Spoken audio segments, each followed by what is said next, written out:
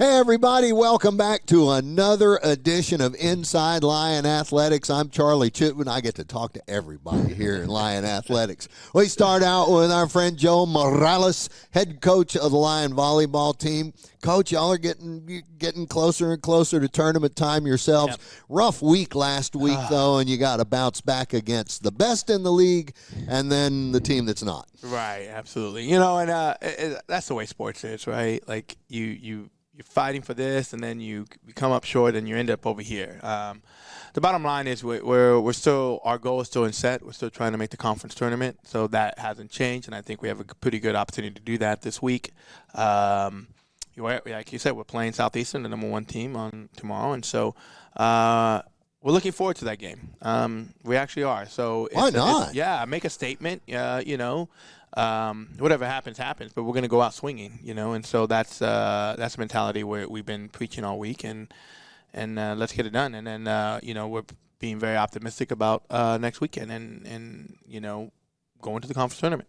So that'll be played out down in Hammond at Southeastern Louisiana's floor. Better to have them in your gym this week. Right, absolutely. There's a good chance that we can see them again, and even in the first match of the conference tournament if things play out the way they are. So let's keep up, get our morale going tomorrow, and then surprise them in the conference tournament if we do end up matching up. So there's always that bounce back feeling that, and the ladies that play, everybody suffered the same bummer last week on that. But how do they bounce back from it? Well, we've been talking about what type of team we are and where we are, and it's the longevity. I mean, it's a quick season, but everything's so condensed. So, you're on the road a lot. You're traveling. It's not like it's spread out a little bit, and so. The morale's good. I think they know we're a good team. We're playing well. We just haven't finished those ones that we need to. And so, what better time to plateau than the conference tournament? That's right. Always. So, that's our goal here. And so, moving forward, we got Southeastern tomorrow, 6:30 match, and then we got New Orleans on Saturday, 10:30 a.m. match. So bring your coffee. Heck yeah. And it'll be fun. But we're trying to finish on a positive note in the season, and then hey, conference tournament, anything can happen. Of course. That's why we play the game. So we're looking forward to it. It's a fun group so far that I've been working with, and I like the direction we're going in, not just in this year, but in next year as well. And that's we're going to make a statement, and so that's the plan here. Looking over your roster and see who's kind of leading the team here towards the end. What about younger players, the kind that may have improved the most on this gradual decline to the finish? I think there's a lot of players that have proved a lot, and sometimes we don't get a chance to see them because maybe they're, you have a senior in front of them that's playing. Right, and so, like Jaret Smith is our libero who's been playing phenomenal, and I think it's one of the best, if not the best libero in the conference. But you have Samaj right under her who doesn't get a lot of minutes in there because she's right behind Jade. And so, she's been improving each and every day. She'll come in to serve every so often. But she's one that we're really looking forward to next year to see how she moves into that role. Mm-hmm. So that's going to be really good.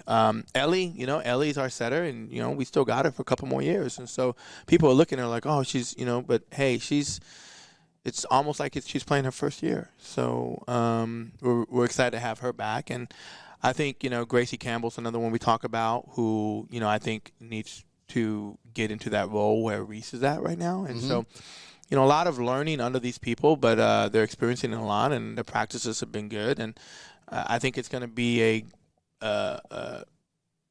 moving forward next year, going to be great moves to have. And so I'm looking forward to seeing what they do in the spring and then so forth. So looking forward to all these young ones. And, of course, Katana is still a sophomore, so we got her for 2 more years. And, she's relentless. So. Well, one of the things I know about any team sport, when there's only so many that can be out there competing at one time, the rest of them have a job, and that's to help bring the energy. Yeah, no, we talk about that all the time. You got to be all bought in, and that's whether you're on the court or on the bench. We talk about roles and how your role may not be the big role, You may have 3% on your roll. You may have 5% on your roll, but that roll is important. Like, that role is huge, and so you got to maximize your role, And so we talk about that. It's a slogan I use in the beginning of the season, and I kind of, it's my staple a little bit, where, and I tell kids early on, even in recruiting process, where, hey, I am fair, but I'm not equal. Like, those are two different things, and so we got to take accountability for that. And so, so the bench has to be just as bought in as possible, and they supply a lot of the energy for us, and we talk about that. We talk about energy shouldn't have to come from the coaching staff or outside. It should come from the team. It should come from interior, and that's motivation that I think we got to create it in our own substance versus relying on someone else to give us the energy. And so whether it's coming from a teammate, yourself, the team, that's what we gotta bite down on a little bit. You love hearing from your teammates on the side of the floor when you come with a big spike or great serve or something like that. And I will say this, like Millie Allgood is probably the leader of that. I mean, she supplies the energy that's just phenomenal. She's she holds kids accountable a little bit, and I think that's a great sign of leadership, as she's our other captain, and she's making sure that, hey, we're invested in this game. Even if we're not playing, we're invested in it, and that shows a little bit of maturity there, and it's good to have that and have the younger kids see that, because even if I'm not saying anything or I'm invested in the game, it doesn't mean I don't know, I'm not watching. So I think they're all bought in, and I like where we're at right now. Great stuff. Yeah. All right, just a reminder for everybody. So Thursday, that's tomorrow, volleyball against Southeastern, and the start time at 6:30. And come down here and cheer on the East Texas A&M Lion women. How'd y'all like? We almost missed that. Yeah. How was the first game? It was good. Did they like that? Well, shoot, we were leading 2-0. Yeah. But I unveiled the jerseys in the locker room. They had no idea. So that was really awesome. It was fun watching the video. Yeah, we saw that. So we posted that, and they're really thrilled about it. They're really excited about it. I mean, we're on board. I like it. I think it's full circle. And so we're excited about it. So when they saw the unveiling of that, they were like, "Oh man, that's really awesome." And so we're excited about that and moving forward in that direction. So yeah. All right. All right, everybody. You got 2 chances to see the Lion women's volleyball team at home before the tournament next week. Come on down tomorrow night, Thursday against Southeastern. Saturday morning at 10:30, they will take on New Orleans. And that'll be a great way to get into some Saturday afternoon football. Stick around. We've got more Inside Lion Athletics coming your way after this. Go Lions. Hey, everybody. Welcome back to Inside Lion Athletics. I'm Charlie Chitwood, joined now by women's soccer head coach Ashley Gordon. Coach. Hi, Charlie. How you doing? Doing great. End of the year, it's like any other sport when you get to the tournament. It's like a bug hitting the windshield, isn't it? It is. It is. We would have loved to have won the championship game, but we had a great conference and great conference tournament, so we were pleased. The last couple of weeks of the regular season didn't go quite the way that you were hoping or expecting, but once you got into the tournament and you're faced with teams that you had losses to, and then you plow your way through the first 2 rounds to. And really, even in conference play, I thought that we played well. We had the two back-to-back games when we played Lamar and McNeese, as we've mentioned before. But the team rebounding off of those 2 games and heading into Houston Christian, which we talked about last week. It was great to get as many goals that we did, and to be honest, we had a lot of confidence going into the tournament. And as I mentioned last week, we couldn't have been more pleased to have our side of the bracket against teams that had beaten us. It really provided an opportunity to be able to prove them wrong and advance, and that's exactly what we did. Having a quick turnaround, it was UIW in the first game, right? So you played them just a week before, or 2 weeks before. Yes. And to have that bounce back opportunity, it gives you a little extra push, doesn't it? It does, and we were confident going in. I say confident going into the game. We knew there were going to be no surprises, but really we were in control of the game for the majority of the time, and scored a goal, and then allowed a goal literally in the last 15 minutes of play. So we went through just a little bit of helter-skelter, but finished off the game with a great win. So and then going into the second game, it was of course revenge against Corpus, because Corpus had beaten us here in front of our fans, and so we really played well against Corpus, and difficult team to play against, because that team is a very direct team, as SFA, but very direct, and in regards to matching the physicality and winning first and second balls, we did just that, and then for the soccer piece of it, we were able to put the ball on the ground and create a lot of goal scoring opportunities. So pleased with that game. Cadence Ramirez had a PK in that game, and then Savannah Powell finished it out with a breakaway that she was able to tuck in. So it was a great win. So how was the breeze down on the beach? Well, let me tell you, Charlie. How did that impact the game? Yeah. So actually, when we got there, leading into our Incarnate Word game, the two practices, it was sustained 28 to 30-mile-an-hour winds with wind gusts up to 40. So the two practice sessions were pretty difficult, and it's on turf. So you deal with wind and turf. Makes obviously the playing conditions very difficult. But we had in the Incarnate game, we played in about a 15-mile-an-hour wind. It was a little bit more prevalent in that game than the other two. But definitely from a recruiting standpoint, don't go to Corpus. It's windy and it's on turf. Hey, we've talked a little bit about this over the course of the season, the difference between playing on turf and grass. Yeah. What makes it, I understand the effect on the knees and the ankles over the course of a year, but in a game, what are the big difference makers between the two? Yeah, just the speed at which the ball rolls, and so and then you add wind to that, it makes it difficult. But the surface obviously is very quick, and if we're playing on a turf that's surrounded by a track, then you're dealing with a much more narrow field, and so and then if you add the elements of rain in there, it can make it very difficult because the ball is slick. So, but yeah, we want to play on grass. It's like putting on a fast green, isn't it? We love our field. We want to play on grass. So SFA, by virtue of their victory in that tournament championship game, will now be playing TCU in the NCAAs. Yes. Do you talk to your team about, in another year that could be us? Yeah, we do. We do. We understand, the circumstances, but, we were in the position in the regular conference play to win a regular conference championship. And then, of course, playing in the tournament, we were, in a position to win the conference tournament. And so, again, being a runner-up, now 2 out of the 3 years at the actual tournament, and then of course a runner-up through the regular season.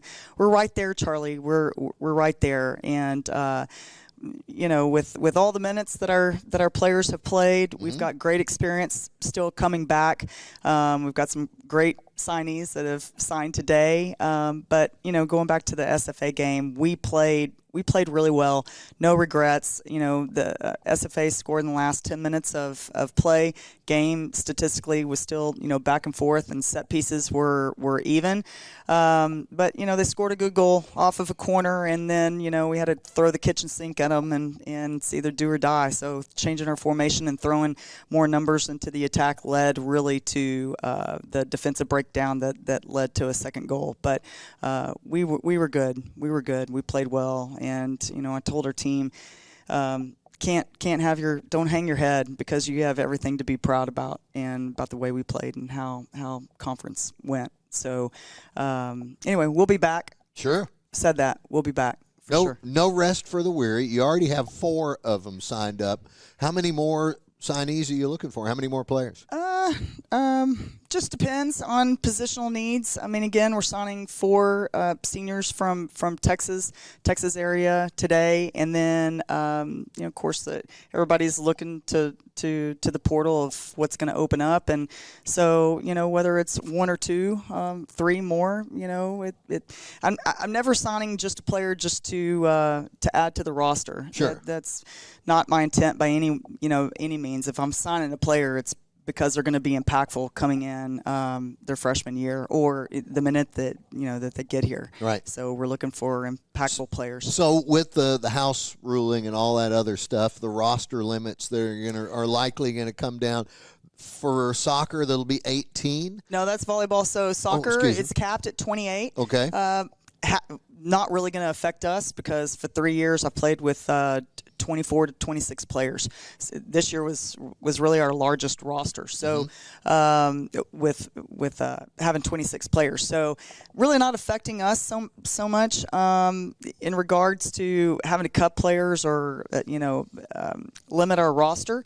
But you are seeing already the effects from other schools that are making cuts or they've tapped the brakes with just the recruiting cycle. A lot of hard discussions amongst other rosters. Well, I'll bet. Yeah, and so again, we'll see. So from that standpoint, it could eventually help us. All right, I know coaches never stop recruiting, Never. but when are the key dates, the key windows coming up for you over the course of the remainder of this school year? Sure. So obviously here locally, we've got some big games that we have to attend on the weekend. We have over Thanksgiving break, we have an event, but there's a national event that is right after the dead period in January, in which everybody in the country will be at. So we'll head to Florida for that. There's another big event in December here in the state of Texas, and then really you get into once high school ball finishes, it's a matter of hitting every club game that you can, and then we have events in June. So for us, really the recruiting aspect is really just starting. Okay. Just starting. All right. In regard, quit wasting time hanging out with me. No. We're recruiting. We're already recruiting 26s. We've already had some 26s already visit campus, and so we're hoping to get some commitments with the current juniors as of right now. So we're recruiting at the same time. 25s and 26s. Yes. Great stuff. Yeah. Hey, Lions up. Coach Ashley Gordon, thanks. This has been a treat all year long, and look forward to it again. Thank you, Charlie. All right, folks. We'll be back right after this. Hey, everybody. Welcome back to Inside Lion Athletics. We have moved from volleyball to soccer now. We've got to good old American football. Head coach Clint Dolezel. Catfish, you got one the other night. Pulling it out of the woodworks. Holy cow, yeah. You better believe it. Everybody's got nicknames when you're winning. I've got a million nicknames. Catfish is one that stuck for a long time. That's a good one. Congratulations on that. Great win over our good friend Colby Carthel, too. That just kind of sweetened the pot, didn't it? No doubt. We played good football. We were just talking off the air there and left a lot of points out there and how great our defense played. They fit in every spot the way they're supposed to. We talk about all 11 doing their job, do your 11th, and, man, boy, did they. How they gave up 14 and and snuffed them out the whole second half. To the end, it's a lot of things we practice. Your 4 minute of trying to stop the other team from getting a first down. At that point, it was stop them getting a touchdown. Yeah. After B-Tuck made the long saving tackle at the 5-yard line, goal line stand, kept them out, and then they have all 3 timeouts, and we got to get a first down, and we were able to do it. So, pleased with all that. There was so much that went right when it had to go right. Right. And it's not that it was a perfect game on either No, side, not but at all. You made more big plays than the other team did. We did. It was very typical of how we played during the season, honestly. The difference was we found out a way to win, not to lose. Right. And that's what I'm most proud of. And we've been talking about that. We got to learn how to win.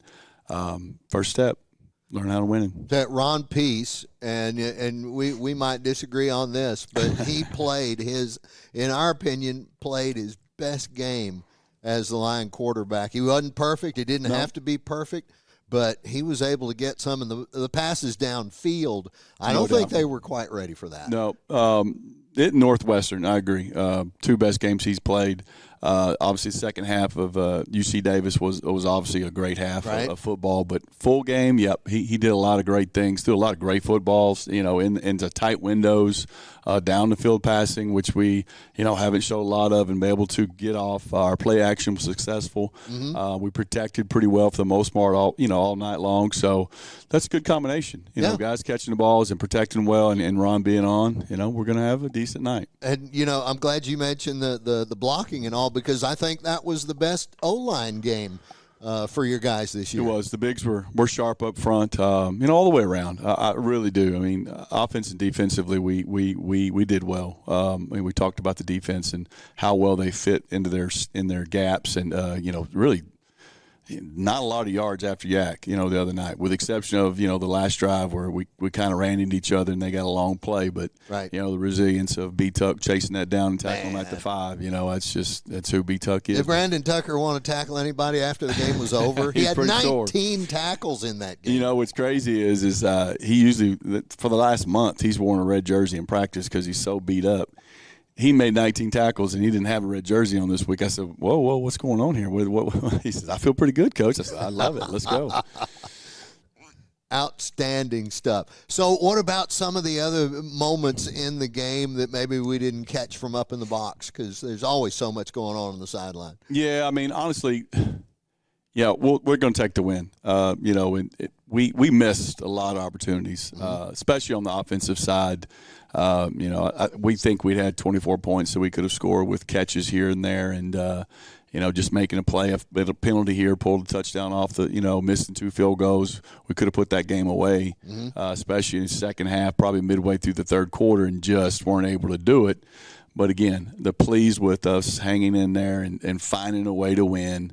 Those kids deserve it. I mean, that's how they practice. Doesn't matter, what our record is. Those kids practice hard, and we push them. All right, you've already told me that some of the new guys, they weren't sure about all the words, but a little more practice at singing, calling the roll. We're going to make sure they get that thing right. That's awesome. I saw a couple lip singing out there to maybe the wrong words, so definitely we're going to get that. I thought they did pretty good, though. They were loud and proud and excited. That locker room had to just go ballistic after that one. We gave a few, congrats, especially to the defense goal line stand, and us were able to get to move the first down there and run the clock out. There's nothing better than the victory formation and then kneeling down and getting that win. So nothing better against Stephen F. either. It was a perfect week for us. The name change, old Lone Star Conference rival. That's right, and somebody that we know and love, except for about 4 hours a year.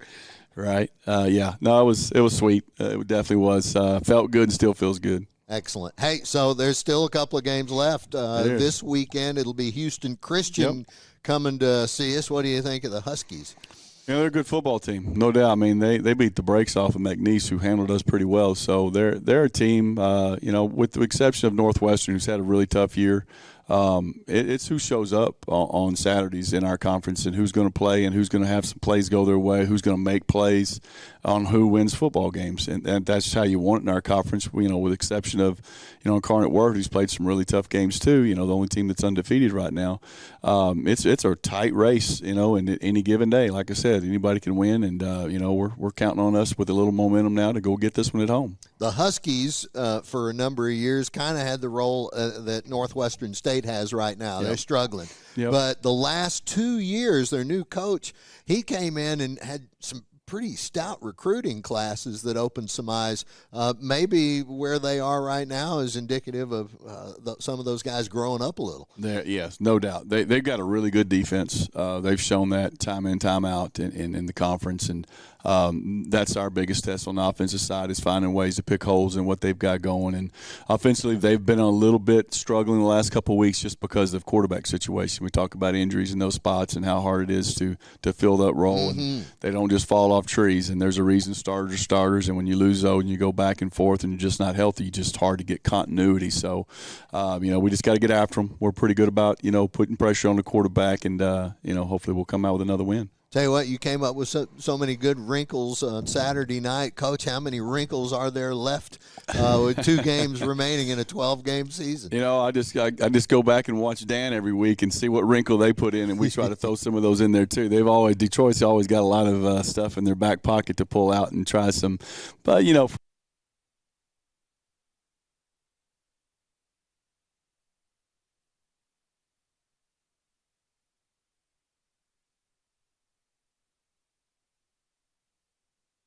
couple times on those plays, and boy, did he. You know, that just, you know, shows you, even though we might not be running it, you know, the quite as successful as like, it's enough to put pressure on them for play action to be successful. Outstanding stuff. Okay, so the Huskies will be here. It's going to be a 1 o'clock kickoff on Saturday afternoon. Man, we'll have all the rest of the games to see afterwards, or basketball or something, right? Because it's that time of year. No doubt. All right, guys, going into a game after a win, it's just such a different feeling. It is. You know, sometimes you can, you know, the relief of that, you know, you can kind of sit back and maybe not practice hard. No, we were at it both days. We're at it, and the guys are hungry. You know, they are, and they see what's, you know, down the road for us and what's stakes for us. And, you know, this is recruiting. We're recruiting right now. By winning football games against your conference opponent, you know, you have that little bit of edge over them when you bring them in. And if they're considering one of those schools you beat, you're like, okay, you know, we're just a third-year school, and you know, in Division I, and we beat that team. So that's I don't know what's going on in your mind there, but this is a pretty good place, pretty good home. It is that, folks. That's going to do it for this segment of Inside Line Athletics. I guess I need to go get some coffee. Me too. We will see you in just a little bit because we're not done yet. Lions up, everybody. Thanks, Coach. You bet. Hey, everybody. Welcome back to Inside Lion Athletics. Boy, the crossover season is really upon us. Basketball, volleyball, soccer just ended. We still got football going on, and men's and women's basketball. I've got men's head coach Jaret von Rosenberg here with us. Game tonight against Southern, but time to visit with us, Coach. Thanks a lot. Yeah, absolutely. We're excited. Excited to get back off the road. Long week last week. Did a lot of learning, had a lot of good film. Did some good things. We're very far from being able to play consistently for 40 minutes, but sometimes your opponents have something to do with that as well. So getting back at home, sleeping in our own beds, hopefully we can bring great energy and a good performance tonight. So comparing, last year you had 4 games to open up. You went on and played Purdue-Fort Wayne, I think, after Kentucky. And, I mean, man, that was a road trip. But then we go on this one.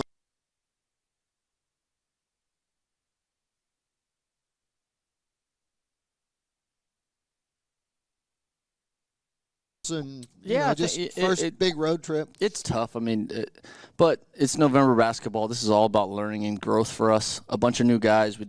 I never thought we were going to come out and play a clean game in any of those games. I thought we would be a little bit better in certain areas, and in certain areas we got to stop turning the basketball over. Mm-hmm. Our shooting numbers are fine. We need to be more efficient in how we play offensively, but. When you don't get shots and you give your opponent so many more shots, you just don't have a chance. That's how we want to be on the other side of that and not rely on making and missing so much. But it's putting so much stress on us, on our defense, and just on us on the scoreboard because of our turnovers right now. Running plays in practice versus running them against a live opponent, especially one that's ranked in the top 50, they make it a little bit harder to do what you normally do. No, Yes, they do. I think more of it's trying to, and not selfishly, but guys trying to go make a play or do something that's not what they do in practice. Right. And maybe that a lot of times doesn't really have to do with the opponent. It's just we get on the stage and it's our first games, a lot of new guys, and we're just not all gelling with 5 guys. And that's where a lot of the turnovers come, just ill-advised decisions that aren't. We're going to have some physical, you go play in those games, you're going to have some physical limitations. You're going to have some overwhelming defense at times that's going to happen. But you add that with the 8 to 10 careless turnovers, you just can't recover. You have your room for error is impossible. And like the game against South Dakota, I thought we played really well for 20 minutes, and we didn't shoot the ball well at all. We had a lot of open looks, and so you go and tie it at halftime. And then they go on their run, and we fight back. But when you have opportunities to put teams away in the first half or build on a lead, you really have to take them, and that's just where we weren't ready to do that in our second game of the year. Would you say the South Dakota game was the best of the three? I know none of them was the complete game you're really looking for yet. I wouldn't say so. I think we had 18 turnovers in that game. I mean, that's why we don't win there. At the level, obviously, we had better success physically against them. But it's just a lot of the same errors, and you can't just fix them overnight. I wish you could. Or coaches that can maybe are better than me. But just got to get back to film and keep watching it. Our room for error was a little bit more in that game. But South Dakota's a good team as well, and when you make mistakes against them, they made us pay. Talk about the game Friday night against the Aggies. It's not often you get to coach brother against brother the way we had it. And Zurich Phelps he missed the Aggies' first game, that loss they had on the road, but this was their home opener, and he got the opportunity to show out against his brother. Yeah, no, it was good. I thought that game really, really prepared us for multiple contests this year. You try to tell your guys how physical a game's going to be, but if you haven't been there, you don't really know. And I thought we did a really good job being physical back at them. We just went on a stretch where they went on like a 14-2 run, and then we were never able to get it back into a manageable situation. But I liked how physical we were in that game. I like how we executed in the last 10 minutes really well against switching defense, and really to get that many quality looks against them, I was happy with. Buzz Williams over across the way. It's got to be fun working against him as well as just the chatter before and after. Yeah, no, Coach has been phenomenal ever since last year with what I was dealing with at home. It's the first thing he asked about.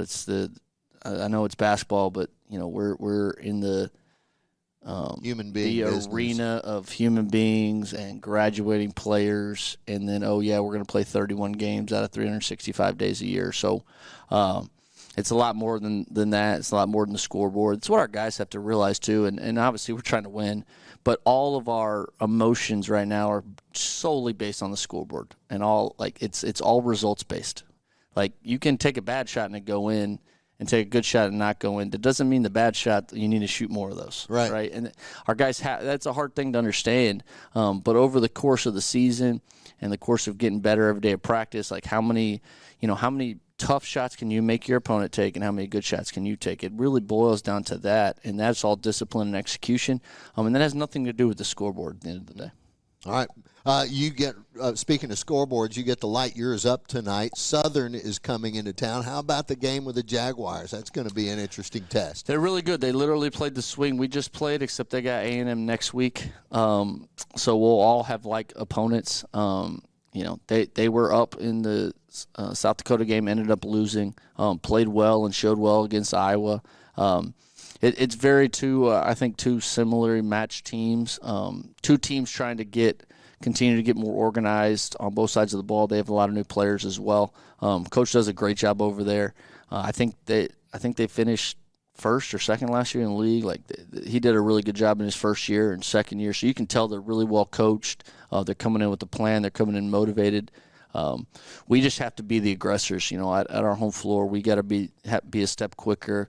We got to get the foul calls. We got to dominate the glass. Like those areas that I think both teams want to do, we got to take advantage of the fact that we're at home and not at their place.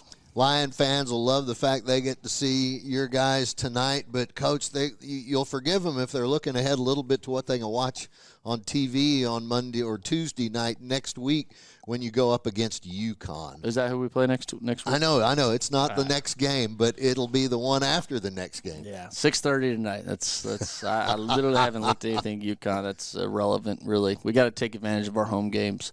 We got to show well to our crowd. I expected the town and the university to come and support, and at the end of the day, we just got to go 1-0. We're going to have all this is preparation for conference. We have 20 opportunities against our league to try to finish in the top 4, top 5, put ourselves in a good spot for the conference tournament. And those are going to start a little bit earlier this year with the addition of Rio Grande Valley and SFA.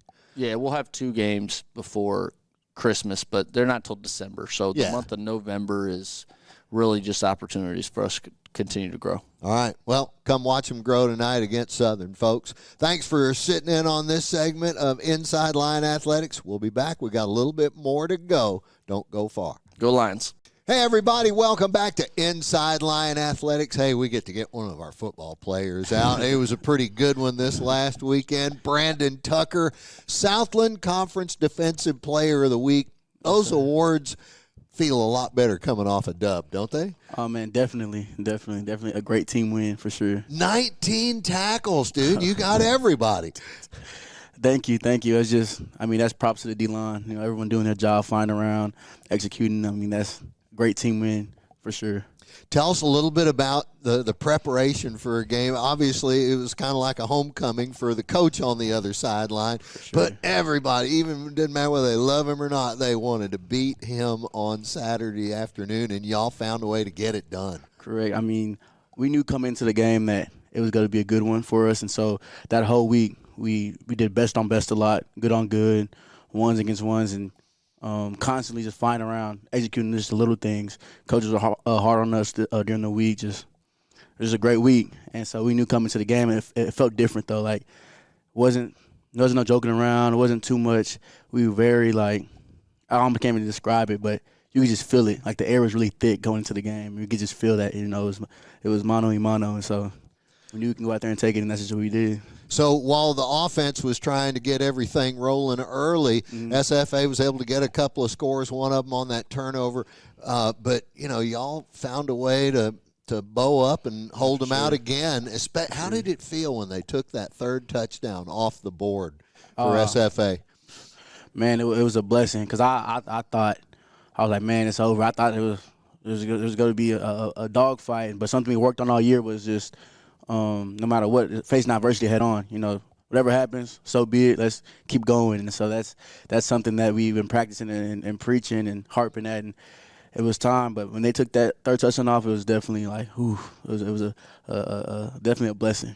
Were there some plays that you would see SFA try to develop against y'all that you were really welcoming? It's like, you're not going to get anywhere with this one.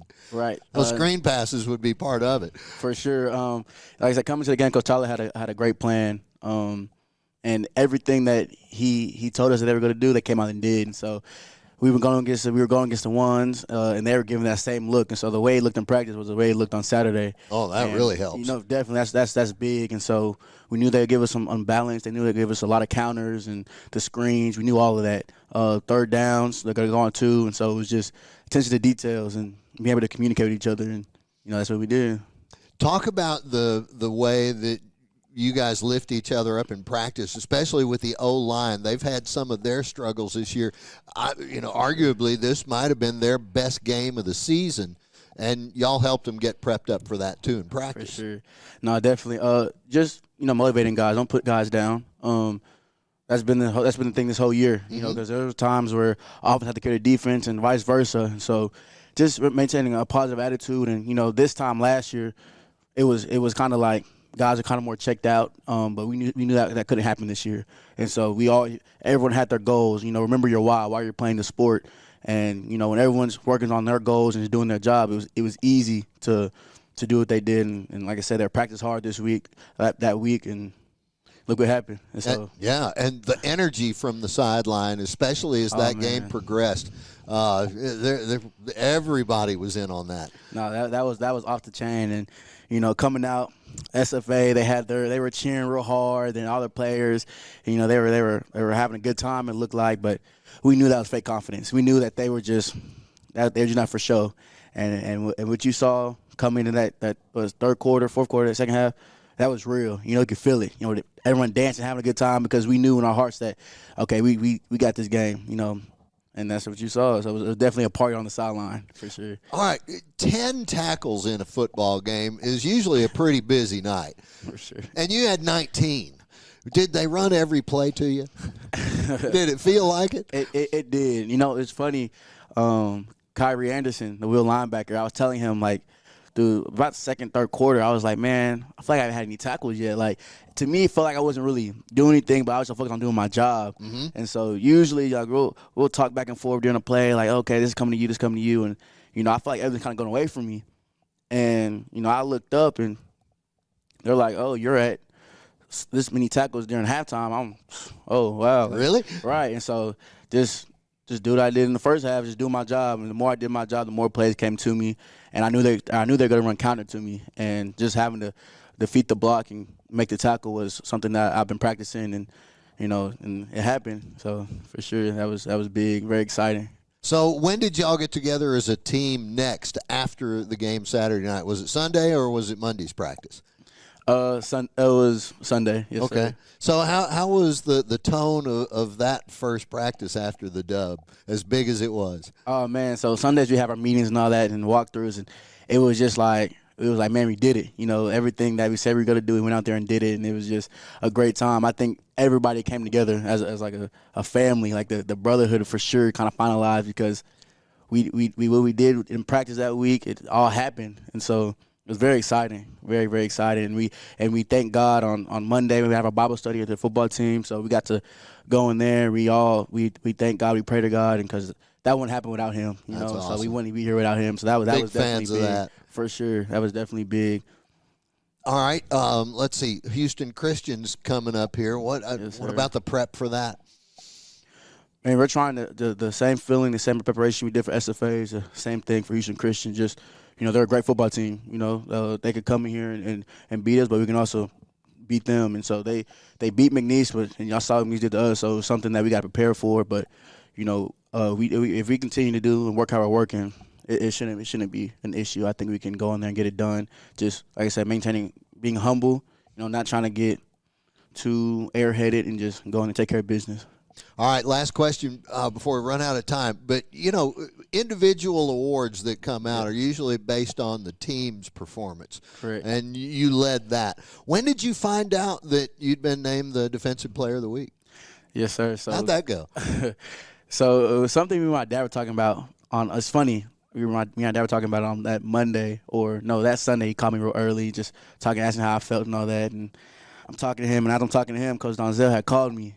And I'm like, held on there, Coach calling me. So Coach Dolezel gave me the news. He's like, hey, congratulations. You just been named the Player of the Week. And I was honestly, like, the feeling I had was like I was very excited, but it's something I prayed for, and I know God answers all prayers. And so it's something I just felt blessed to get finally after all these weeks. And so it was, like I said, it was all due to the team. That was a great team win. I was just able to do what I did, I guess. And then you got to say, hey, my dad's on hold. Let me get back to him. Right. What'd your dad do? What's your dad do? Man, He was the first one to find out. Listen, my dad's a bigger guy. He almost did a backflip. You know, he was. That's awesome. I thought he was gonna hurt himself, and so he was very excited about that, and you know I was too. And he told before I looked up, man, my whole family knew, and I'm getting all these calls left and right, and then it came out. I think about 10, and man, it was just nonstop, just congratulations and just love from my teammates, from my family, from everybody. That's great. Now, most of your family's still in DeSoto, right? I mean, so you had a big contingent at the game. Exactly. Yeah, exactly. that's what I'm talking about. I love my family. It's a great support system. They're always there for me for sure. That's great. Folks, he's got a big support system here on campus, too. We got to visit with some more of them in a few minutes. Brandon, thank you so much. Yes, sir. Let's line up. And, folks, thanks for watching. We'll be back with more after this. Welcome back, everybody, to more of Inside Lion Athletics. This is the crossover season edition. That's why we get to go so long, Jim Curry. Yes, it is. Yeah, you've been as busy as your broadcasters, man. You've been hopping from one town to another. What day is it? It's soccer. That's what day it is. That's am a good I? way to put it. Yeah, we're 5 home contests this week alone, and a road trip to Baylor for the women's hoops, and just coming off a busy week. A good week. The crazy thing is so we go 5 home games this week alone, and then beginning Sunday through the end of 2024, there's only 5 more home contests. That's like 6 weeks worth of 2024, isn't it? That's exactly right. Wow. So I say all that because if you haven't gotten your fix yet, this is the week to do it because volleyball's coming to a close. Soccer's wrapped up, but we're going to recognize them on Thursday. Hoops is in full swing. Home opener for the men tonight. And then the women have their last home non-conference game on Monday next week. So, and then football and volleyball. I mean, it's just, fall's kind of coming to a close here. You know, it in this crossover season, it's, you know, your body says, God, I can't wait for this to end, but your brain says, isn't this great? Yeah, it's fun. I mean, the juice is going for sure, right? And it's weird because you know the holidays are starting to come too. You know, that there's that kind of natural feeling that kind of comes with it. Thanksgiving's a little bit later this year. That's why we had the 12-game football season as well. We got that 14 weeks between Labor Day and Thanksgiving, so we get to fit in the other additional football game. We'll have that again next year as well with 12 games. But, yeah, so it's a little – I feel like the fall's feels a little longer this year. I think it maybe is as well because of how late Thanksgiving is. But it's been exciting. It's been good. It's been really good. And I think we're continuing to see the progression, right, across the board. And, you know, I was at Hall of Fame on Saturday before the football game, and, you know, we were talking about just some of the successes to date. And I reminded the group that we're only about 30 months into this Division I exercise, not even 5 full semesters. Right. And I think sometimes it's hard to remember that, you know, that we haven't even completed 5 semesters of this Division I thing yet. But there's so many things that we see that are, you know, really tangible signs of success, progress that we can point to. By no means are we satisfied. Let me be very clear about that. We got things we got to do. But I wanted to ensure that people understood, particularly our former players and our donors who were there, because we had a big crowd. We had over 100 people in that room.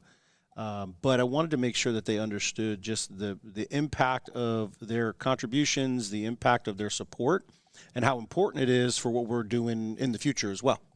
So, yeah, it's a busy time, though. All right. Yeah. And then what a week it turned out to be, kind of happening down in College Station Thursday and Friday.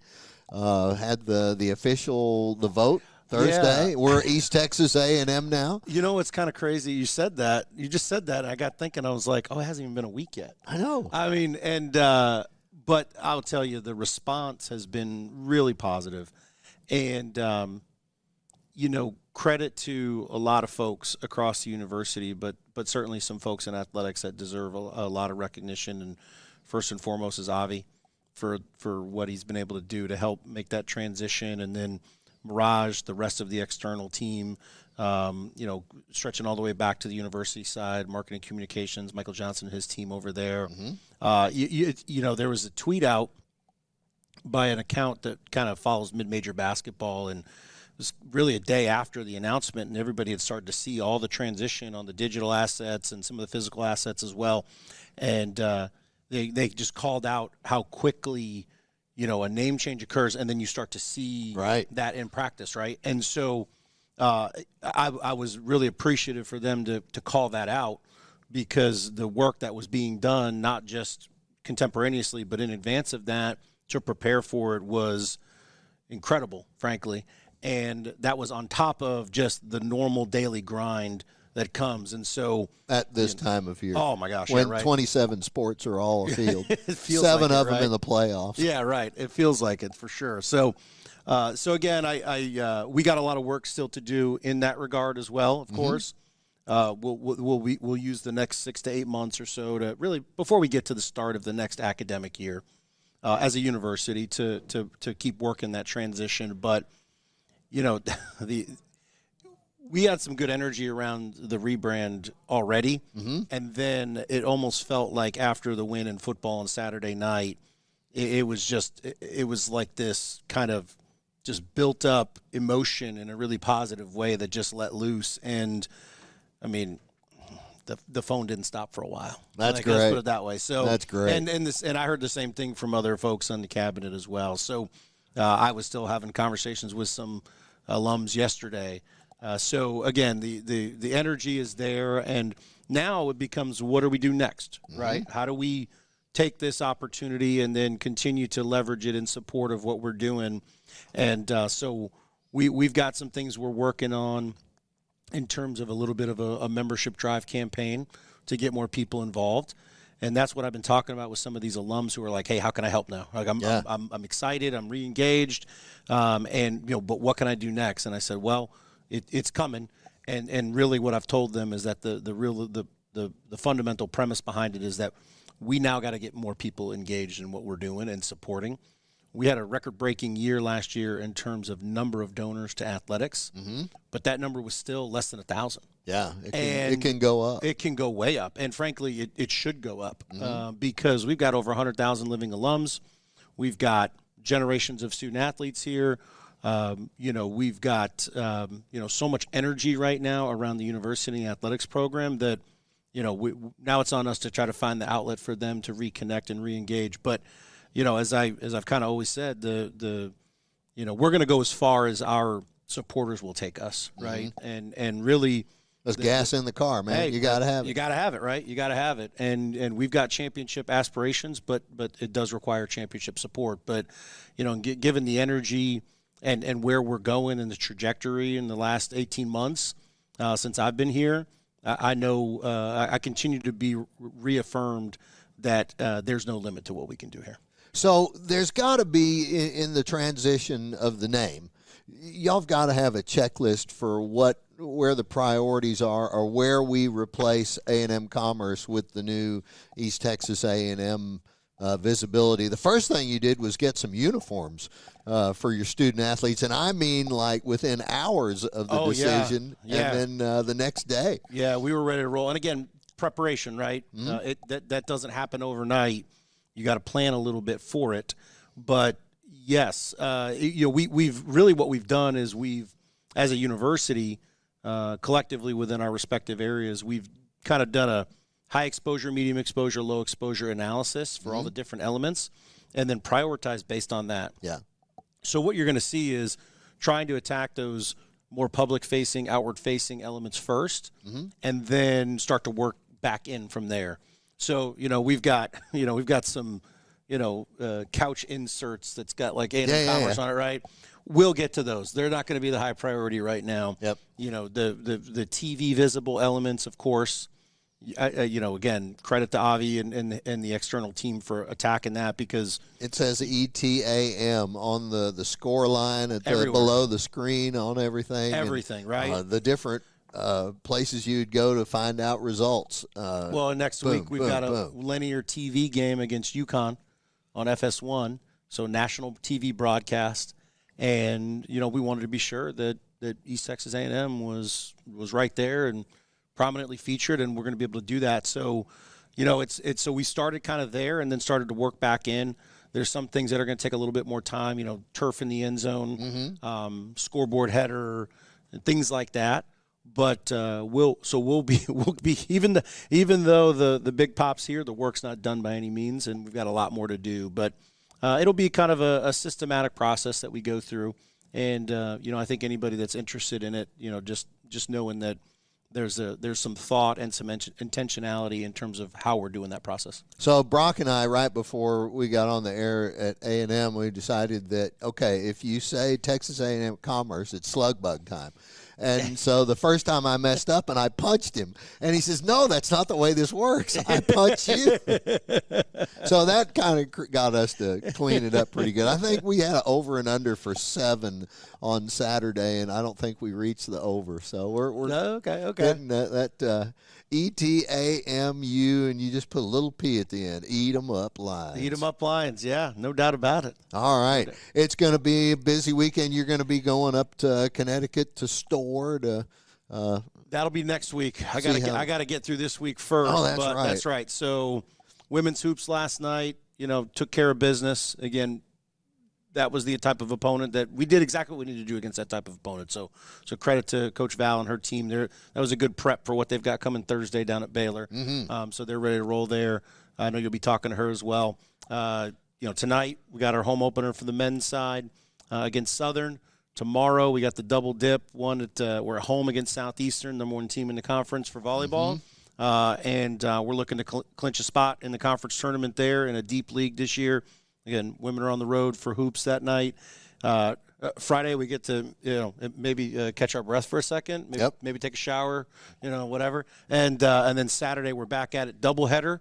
volleyball in the morning, 10:30. football at night, a little bit of breakfast football, brunch football, right? Why 1 o'clock. not? Why not? Weather should be fantastic.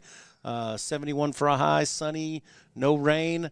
That's the way we like it. This is what you kids played football in like September back home in Maine, back huh? in May. Oh, yeah, right, exactly. Now, did y'all have parkas that out by November? There was a game. So my junior year, we made it to the state semifinals, and we played Bangor High. Everybody's familiar with Bangor. And we went up there, and it was like a literal blizzard that we played in. And we won the game, so we won the state championship game that year. And but, like, they would not let you play that game anymore these days. Like, I know that's kind of like an old, like, fuddy-duddy thing to say. Like, It's true. But, like, there's no way. Like, you can find, like, there's video of this game online if you look hard enough. Gardner Bangor in oh man, I can't even think how long ago that was now. But it was a long time ago. Back in the 90s. Back in the day.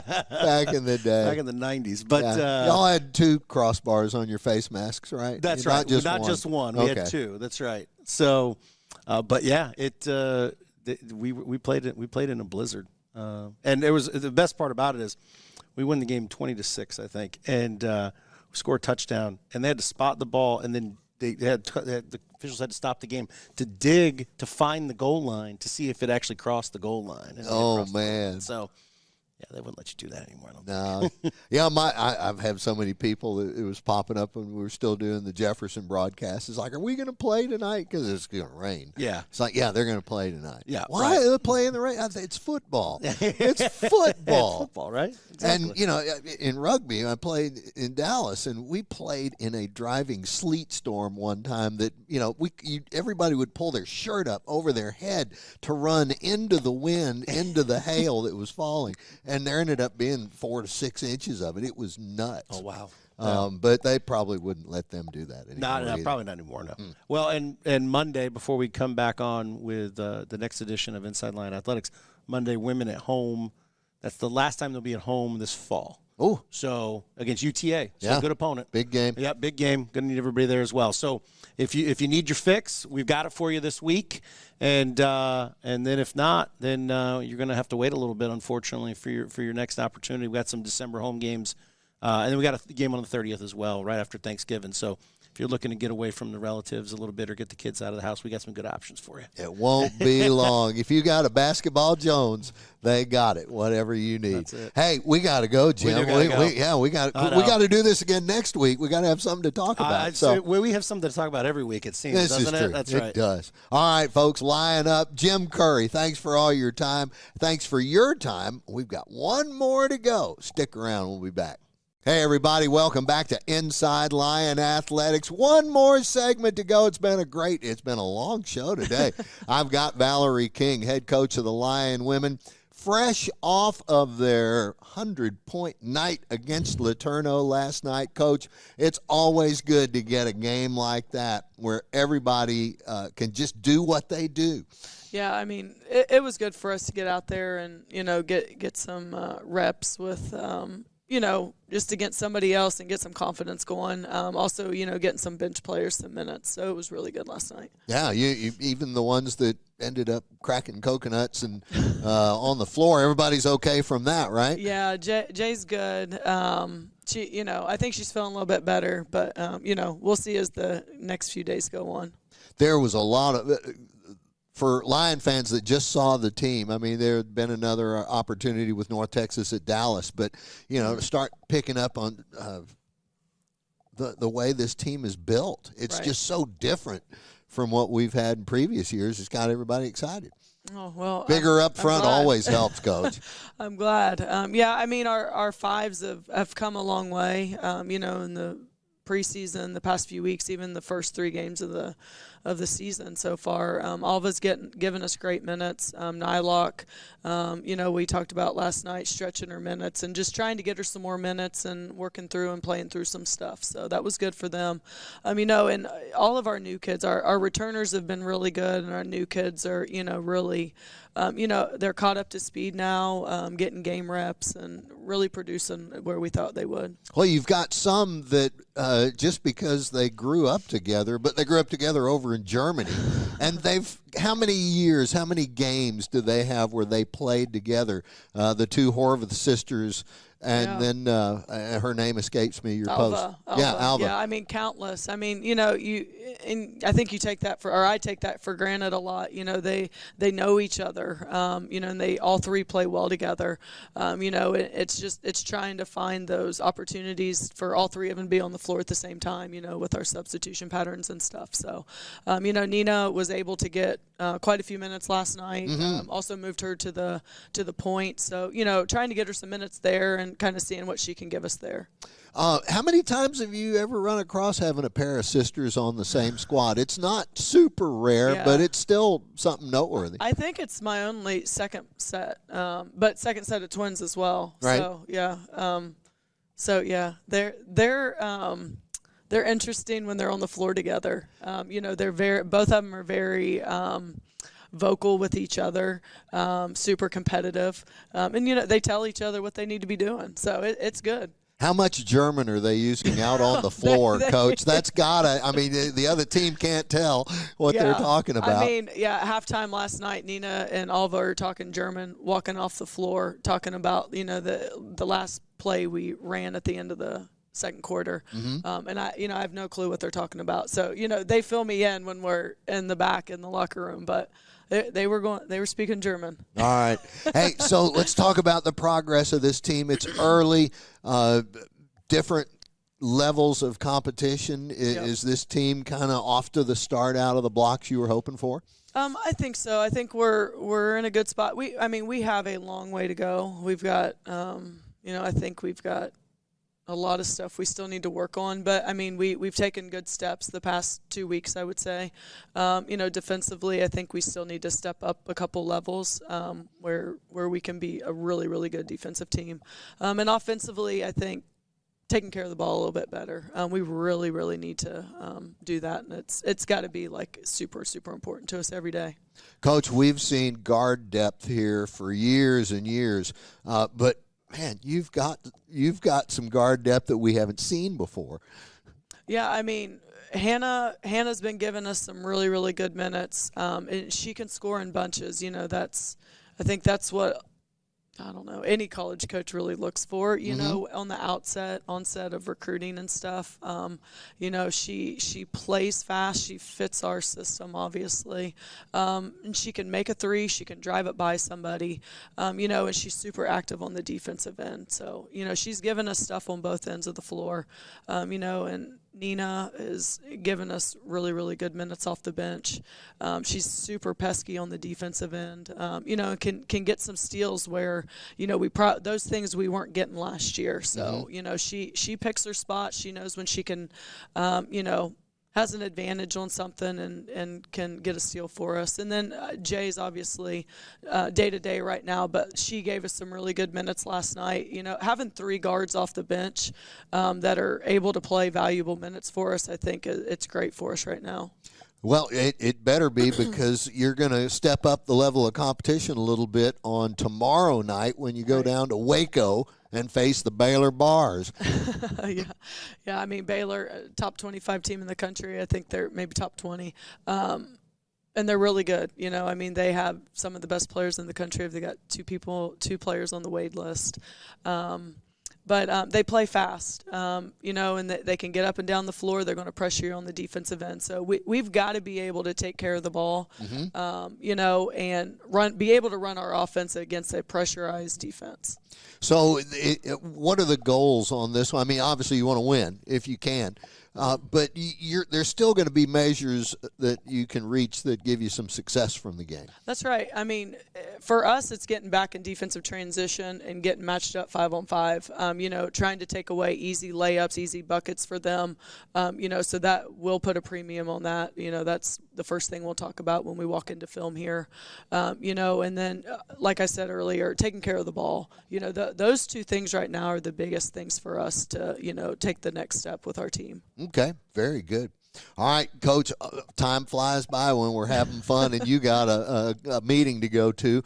So thanks for your time again. Well, at least we get to do it side by side. We're not zooming in for these things. Yeah. Me too. Me too. Lions up, folks. It's been a great week in Lion Athletics. Thanks for joining us for this edition of Inside Lion Athletics, and we'll do it again next week. Until tonight, we got men's basketball in the house. Come on and watch them.